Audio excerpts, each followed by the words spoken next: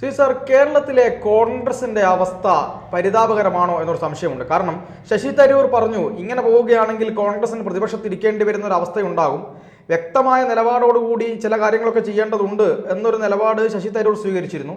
അതിന് തൊട്ടു പിന്നാലെ ഈ കോൺഗ്രസുമായി ബന്ധപ്പെട്ട് KPCC അധ്യക്ഷനെ മാറ്റണമെന്ന തരത്തിലുള്ള ചർച്ചകൾ വരികയും കനകോലുവിൻ്റെ ഒരു റിപ്പോർട്ട് സുധാകരനെ മാറ്റണം, പകരം മറ്റൊരാളെ കൊണ്ടുവരണം, ഈ പറയുന്ന പോലെ സാമുദായികപരമായിട്ടുള്ള ഈ ഏകീകരണവും അതുപോലെ തുല്യ പ്രാധാന്യവും ഒക്കെ കൊടുത്തുകൊണ്ട് ഒരു നേതാവിനെ KPCCയുടെ അധ്യക്ഷനാക്കണമെന്ന തരത്തിലുള്ള റിപ്പോർട്ട് കൊടുത്തിട്ടുണ്ട് എന്ന് മാധ്യമങ്ങളൊക്കെ ബ്രേക്ക് ചെയ്തിട്ടുണ്ടായിരുന്നു. അതിൽ അടൂർ പ്രകാശിൻ്റെ പേരുണ്ട്, ബെന്നി ബെഹനാൻ്റെ പേരുണ്ട്, അതുപോലെ മറ്റു ചില ആളുകളുടെ പേരും പരിഗണിക്കപ്പെടുന്നുണ്ട് എന്ന് കേൾക്കുന്നുണ്ട്. ഇന്നിപ്പോൾ മുല്ലപ്പള്ളി രാമചന്ദ്രൻ മല്ലികാർജ്ജുൻ ഖർഗെയോട് സുധാകരനെ മാറ്റുന്നതിൽ എതിർപ്പില്ല, പുതിയൊരാൾ വരണം എന്ന നിലയ്ക്കുള്ള കാര്യങ്ങൾ പറയുന്നുണ്ട്. പക്ഷേ സുധാകരന് വേണ്ടി വാദിക്കുന്ന ഒരു വിഭാഗം ആളുകളുണ്ട്. ശക്തനായ ഒരു നേതാവാണ്, പിണറായി വിജയനോട് കിടപിടിക്കുന്ന നേതാവാണ് എന്ന തരത്തിൽ അദ്ദേഹത്തിന് വേണ്ടി വാദിക്കുന്ന ആളുകളുമുണ്ട്. എൻ്റെ ചോദ്യം ഇതാണ്, അതായത് സുധാകരൻ മാറേണ്ട ആവശ്യം നിലവിൽ തോന്നുന്നുണ്ടോ? അതുപോലെ തന്നെ സുധാകരൻ മാറിക്കഴിഞ്ഞാൽ ഈ അടൂർ പ്രകാശൊക്കെ ഒരു പിണറായി വിജയനോളം പറ്റിയൊരു നേതാവാണോ കോൺഗ്രസ്? അതായത് അത്രയും വലിയൊരു മുഖ്യമന്ത്രി അപ്പുറത്തുള്ളപ്പോൾ ഇപ്പുറത്ത് അത്രയും ശക്തനായ ഒരു നേതാവ് വേണം എന്ന നിലയിലാണ് ചർച്ചകൾ നടക്കുന്നത്. അതുകൊണ്ട് കോൺഗ്രസിന് ഗുണമുണ്ടാകുമോ? പാർത്ഥൻ, ഞാനതിൽ കാണുന്നത് ശ്രീ സുധാകരൻ മാറണമെങ്കിൽ എന്തുകൊണ്ട് അദ്ദേഹം മാറണം എന്നതിനെക്കുറിച്ച് വിശദീകരിക്കാനായിട്ട് അദ്ദേഹം മാറണമെന്ന് പറയുന്ന ആരും തന്നെ തയ്യാറായിട്ടില്ല. അപ്പോൾ അതിൽ അനാരോഗ്യമാണ് പ്രശ്നമെന്നുണ്ടെങ്കിൽ അത് സീരിയസ് ആയിട്ടുള്ളൊരു ഇഷ്യൂ ആണ്. അദ്ദേഹത്തിന് ഒരുപക്ഷെ അദ്ദേഹത്തിൻ്റെ മൊബിലിറ്റിയെ, അദ്ദേഹത്തിൻ്റെ ആരോഗ്യാവസ്ഥയോ ഒക്കെ തന്നെ അഫക്റ്റ് ചെയ്യുന്നുണ്ടോ? പ്രത്യേകിച്ച് 2 വലിയ തെരഞ്ഞെടുപ്പുകൾ വരാൻ പോവുകയാണ്. നമ്മുടെ നാട്ടിൽ നിയമസഭാ തെരഞ്ഞെടുപ്പുണ്ട്, അതിന് തൊട്ട് മുമ്പായിട്ട് പ്രാദേശിക തെരഞ്ഞെടുപ്പുകൾ നടക്കുന്നുണ്ട്. അപ്പോൾ അങ്ങനെയുള്ള ഒരു സമയത്ത് പാർട്ടിയെ മൊബിലൈസ് ചെയ്യുന്നതിന് വേണ്ടി അദ്ദേഹത്തിൻ്റെ കാസർഗോഡ് മുതൽ തിരുവനന്തപുരം വരെയുള്ള കോർഡിനേഷൻ നടത്തുന്നതിനൊക്കെ തന്നെ അദ്ദേഹത്തിൻ്റെ അനാരോഗ്യം ഏതെങ്കിലും രീതിയിലേക്ക് തടയുന്നുണ്ടോ എന്നുള്ള ഒരു പ്രധാനപ്പെട്ട വിഷയമുണ്ട്. അങ്ങനെ ഒരു വിഷയമുണ്ട് എങ്കിൽ അതിൽ കൃത്യമായ ബോധ്യം സ്വയം ഉണ്ടാകേണ്ടത് ശ്രീ സുധാകരനാണ്. പാർട്ടിയുടെ ലാർജർ ഇൻട്രസ്റ്റിലേക്ക് അതാണ് കൂടുതൽ നല്ലത് എന്ന് കരുതി ഒരു നേതൃമാറ്റം ഉണ്ടാകട്ടെ എന്ന് അദ്ദേഹത്തിന് തന്നെ നിർദ്ദേശിക്കാവുന്നതാണ്.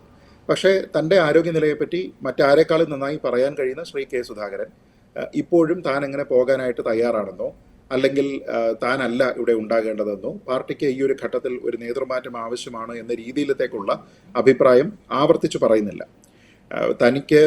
താൻ മാറണമെന്നുണ്ടെങ്കിൽ ആ തീരുമാനം എടുക്കേണ്ടത് കോൺഗ്രസ് പാർട്ടിയാണ്, ഹൈക്കമാൻഡാണ്. അങ്ങനെയാണെങ്കിൽ താനത് അംഗീകരിക്കാൻ ബാധ്യസ്ഥനാണ് എന്നൊക്കെ പറയുന്നു എന്നതിനപ്പുറത്തേക്ക് നിലവിലത്തെ സാഹചര്യത്തിൽ വലിയ 2 തെരഞ്ഞെടുപ്പുകളെ മുന്നിൽ കാണുമ്പോൾ താൻ മാറേണ്ടതില്ല എന്നുള്ള ഒരു നിലപാട് തന്നെയാണ് അദ്ദേഹത്തിനുള്ളത് എന്നുള്ളത് ഒരു വശം. 2, ഇനി അത് മാറ്റി നിർത്തിക്കഴിഞ്ഞാൽ എന്തുകൊണ്ട് സുധാകരൻ മാറണം എന്നുള്ള ഒരു ചോദ്യം അല്ലാതെ തന്നെ ഞാൻ നേരത്തെ പറഞ്ഞതുപോലെ ആൾക്കാർ അതിന് കൃത്യമായിട്ടുള്ള മറുപടി നൽകുന്നില്ല. ഇപ്പോൾ ചില ആൾക്കാർ അദ്ദേഹത്തിനെ അനുകൂലിക്കുന്നുണ്ട്, ചില ആൾക്കാർ എതിർക്കുന്നുണ്ട്. അപ്പോൾ എതിർക്കുന്ന ആൾക്കാരെ സംബന്ധിച്ചിടത്തോളം എന്ത് തരത്തിലുള്ള പാളിച്ചയാണ് അദ്ദേഹത്തിന് ഇപ്പോൾ വന്നിരിക്കുന്നത് എന്നതിനെക്കുറിച്ച് വിശദീകരിക്കണം.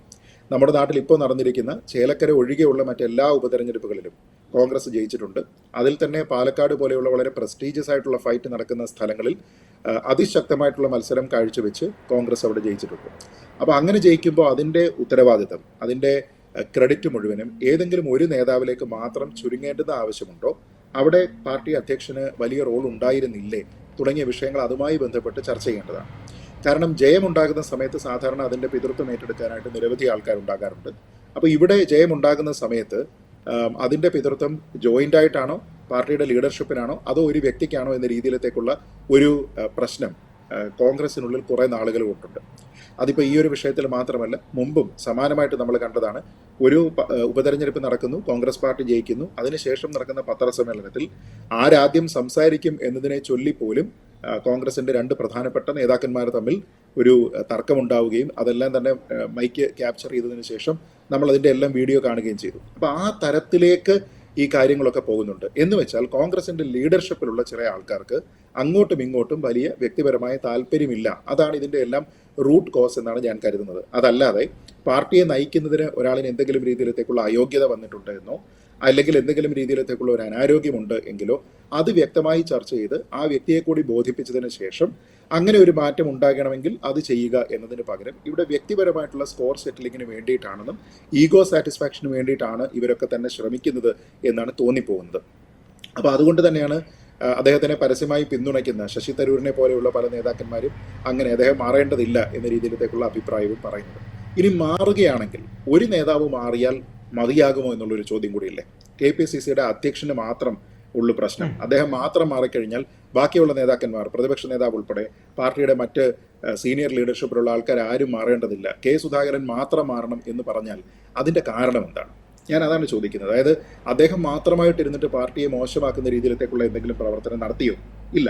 അങ്ങനെയെങ്കിൽ പിന്നെ മാറ്റാനുള്ള ഒരേ ഒരു കാര്യം എന്ന് പറയുന്നത് അദ്ദേഹത്തിന്റെ ആരോഗ്യാവസ്ഥയാണ്. അത് ഞാൻ ആദ്യം പറഞ്ഞതുപോലെ അതിൽ തീരുമാനമെടുക്കേണ്ടത് അദ്ദേഹമാണ്. ഇനി അതല്ല എങ്കിൽ ഒരു പൊതുവായിട്ടുള്ള ഒരു ചർച്ച വഴി അങ്ങനെ ഒരു ലീഡർഷിപ്പ് ചേഞ്ച് എന്തുകൊണ്ട് അനിവാര്യമാകുന്നു എന്നതുമായി ബന്ധപ്പെട്ട് അദ്ദേഹത്തിനെ ബോധ്യപ്പെടുത്തുന്നതിനും അങ്ങനെ ഒരു സമവായത്തിലൂടെ ഒരു നേതൃമാറ്റത്തിലേക്ക് പോവുകയും ചെയ്യുന്നതാണ് കോൺഗ്രസിന് ഏറ്റവും നല്ലത്. കാരണം നമ്മളിപ്പോൾ നോക്കുന്നത് എന്തിനെ പറ്റിയാണ്? ഞാൻ ഈ പറഞ്ഞ 2 തെരഞ്ഞെടുപ്പുകളാണ്. ഈ 2 തെരഞ്ഞെടുപ്പുകളെയും നേരിടാനായിട്ട് പാർട്ടി സുസജ്ജമാണ് എന്നുള്ള ഒരു സന്ദേശം ആർക്കാണ് പാർട്ടി കൊടുക്കേണ്ടത്? 2 പേർക്കാണ്. ഒന്ന് പാർട്ടിയുടെ താഴെ തട്ടിൽ വരെയുള്ള പ്രവർത്തകർക്ക്, 2 പൊതുജനത്തിന്. നിലവിലത്തെ ഭരണത്തിനോട് താല്പര്യക്കുറവ് പ്രകടിപ്പിക്കുന്നതിനുള്ള നിരവധിയായിട്ടുള്ള കാരണങ്ങൾ ഇന്ന് പൊതുജനത്തിനുണ്ട്. പലപ്പോഴും ഭരണവിരുദ്ധമായിട്ടുള്ള കുറേയധികം കാര്യങ്ങൾ ഉണ്ടാകുന്നു. അതുകൊണ്ട് തന്നെ ഭരണവിരുദ്ധ വികാരം ഇവിടെ ഉണ്ട് എന്നറിയാം. അപ്പോൾ അതിനെ ക്യാപിറ്റലൈസ് ചെയ്ത രീതിയിലത്തേക്ക് കോൺഗ്രസിന്റെ ഒരു ശക്തി അവിടെ പ്രകടിപ്പിക്കുകയാണെങ്കിൽ ആൾക്കാർ അവരോടൊപ്പം നിൽക്കാനുള്ള സാധ്യതയുണ്ട്. പക്ഷെ അങ്ങനെ നിൽക്കുന്ന ആൾക്കാർ പോലും കാണുന്നത് ഇതുപോലെ പാളയത്തിൽ പടയും പടലപ്പിണക്കങ്ങളും ഒക്കെയാണ്. എന്ന് വെച്ച് കഴിഞ്ഞാൽ CPM അവിടെ ശക്തമായിട്ട് കെട്ടുറപ്പോടുകൂടി തന്നെ ഒരു നേതാവിന്റെ ഒരു സെക്രട്ടറിയുടെ കീഴിൽ അവിടെ നിൽക്കുന്നു എന്ന് പറയുമ്പോൾ ഇവിടെ ശിഥിലീകരിക്കപ്പെടുന്ന രീതിയിലേക്ക് പോകുന്ന ഉള്ളിലുള്ള പല പോരുകളുടെ പേരിൽ അല്ലെങ്കിൽ ഒരു അടച്ചിട്ട മുറിക്കുള്ളിൽ ചർച്ച ചെയ്ത് തീരുമാനിക്കേണ്ടുന്ന വിഷയങ്ങൾ പൊതുമധ്യത്തിൽ അലക്കുന്ന രീതിയിലേക്ക് കോൺഗ്രസ് പോകുമ്പോൾ കോൺഗ്രസ് ഒരു ഡിവൈഡഡ് ഹൗസ് ആണെന്നുള്ള ഒരു ഫീലിംഗ് ആണ് ആൾക്കാർക്ക് കിട്ടുക. എന്ന് വെച്ചാൽ ലളിതമായി പറഞ്ഞാൽ പാർത്ഥൻ ആദ്യം ചോദിച്ച ആ ചോദ്യം കോൺഗ്രസ്സിൽ എല്ലാം ഓക്കെ ആണോ അല്ലെങ്കിൽ അവിടെ പ്രശ്നങ്ങളുണ്ടോ എന്ന രീതിയിലത്തേക്കുള്ള ഒരു ചോദ്യമാണ് ഇന്ന് കേരളത്തിൽ ഈ വാർത്തകൾ കണ്ടുകൊണ്ടിരിക്കുന്ന എല്ലാ ആൾക്കാരെ സംബന്ധിച്ചിടത്തോളം അവർക്കുണ്ടാകുന്നത്. അപ്പോൾ അതുകൊണ്ടാണ് ഞാൻ പറഞ്ഞത്, ഒരാളിന്റെ പെർഫോമൻസ് നമ്മൾ നോക്കിയതിന് ശേഷം അയാളുടെ പെർഫോമൻസിൽ ഇന്ന പ്രശ്നമുണ്ട് എന്ന് പറഞ്ഞാൽ അത് അയാളുടെ മാത്രം കുഴപ്പമാകുന്നത് എങ്ങനെയാണ്? എന്തുകൊണ്ടാണ് അവിടെ ഒരു കൂട്ടുത്തരവാദിത്തം ഇല്ലാത്തത്? കൂട്ടുത്തരവാദിത്തമാണെങ്കിൽ എല്ലാവരും മാറേണ്ടതല്ലേ? ഇനി അഥവാ തലമുറ മാറ്റമാണ് നിങ്ങൾ ഉദ്ദേശിക്കുന്നത് എങ്കിൽ മറ്റ് ഡിസിഷൻ മേക്കിംഗ് റോളുകളിലും ഇതേപോലെ തന്നെ സീനിയർ ആയിട്ടുള്ള ആൾക്കാർ ഇരിക്കുന്നില്ലേ?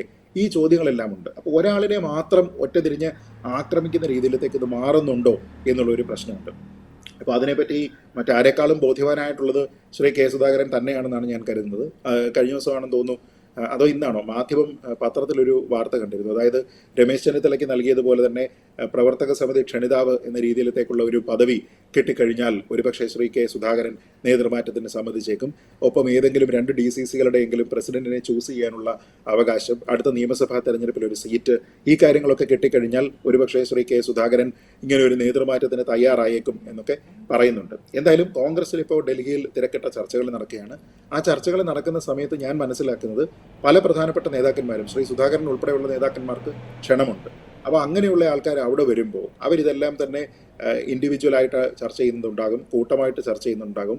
ആ സമയത്ത് അദ്ദേഹത്തിന് കാര്യമായ രീതിയിലത്തേക്കുള്ള പിന്തുണ ഇല്ല എങ്കിൽ ഈ ഒരു ഘട്ടത്തിൽ പ്രത്യേകിച്ച് പാർലമെന്റിലേക്ക് നിരവധി MPമാരെ സംഭാവന ചെയ്തിരിക്കുന്ന, കേരളത്തിൽ 10 വർഷത്തോളമായിട്ട് തുടർച്ചയായിട്ട് പ്രതിപക്ഷത്തിരിക്കേണ്ടി വന്നിരിക്കുന്ന ഒരു പാർട്ടിക്ക് ഒരു റീജുവനേഷൻ എന്ന രീതിയിലേക്ക് കൂടുതൽ പ്രധാനപ്പെട്ട നേതാക്കന്മാർ സുധാകരൻ മാറണം എന്ന് പറഞ്ഞാൽ ഹൈക്കമാൻഡ് അത് ആവശ്യപ്പെടാനുള്ള സാധ്യതയാണ്. പക്ഷെ അപ്പോൾ പോലും അദ്ദേഹത്തിന് ഗ്രേസ്ഫുൾ ആയിട്ടുള്ള ഒരു എക്സിറ്റ് കൊടുക്കുക എന്നുള്ളത് പാർട്ടിയുടെ പ്രോസ്പെക്റ്റിന് തന്നെ അത്യാവശ്യമാണ്. കാരണം കണ്ണൂരിൽ പാർട്ടി എന്ന് പറഞ്ഞാൽ ഇന്നും സുധാകരൻ തന്നെയാണ്. സുധാകരൻ മാറി അവിടെ മറ്റൊരാളാണ് മത്സരിച്ചിരുന്നത് എങ്കിൽ കഴിഞ്ഞ തെരഞ്ഞെടുപ്പിൽ CPM പാട്ടും പാടി ജയിക്കുമായിരുന്നു.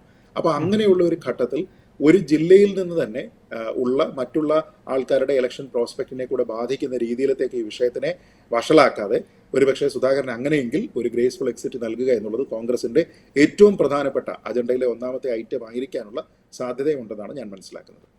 തീർച്ചയായും അങ്ങ് അവസാനം പറഞ്ഞത് തന്നെയാണ് ഏറ്റവും പ്രധാനപ്പെട്ട കാര്യം. കാരണം കെ സുധാകരനെ വലിയ പ്രശ്നങ്ങളൊന്നുമില്ലാതെ അന്വയിപ്പിക്കുക എന്ന് തന്നെയാണ് കോൺഗ്രസിന്റെ ഏറ്റവും മികച്ച വിജയങ്ങളിൽ ഒന്നായിരിക്കും അത് എന്ന കാര്യത്തിൽ യാതൊരു സംശയവുമില്ല. അങ്ങനെ തന്നെ ചെയ്യേണ്ടി വരും.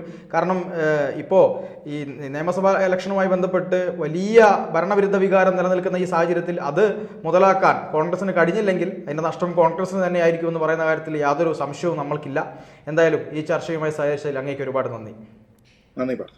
കൂടുതൽ വാർത്തകളും വിശേഷങ്ങളും നിങ്ങളിലേക്ക് എത്താൻ ABC മലയാളം സബ്സ്ക്രൈബ് ചെയ്യുക, ബെൽ ബട്ടണും അമർത്തുക.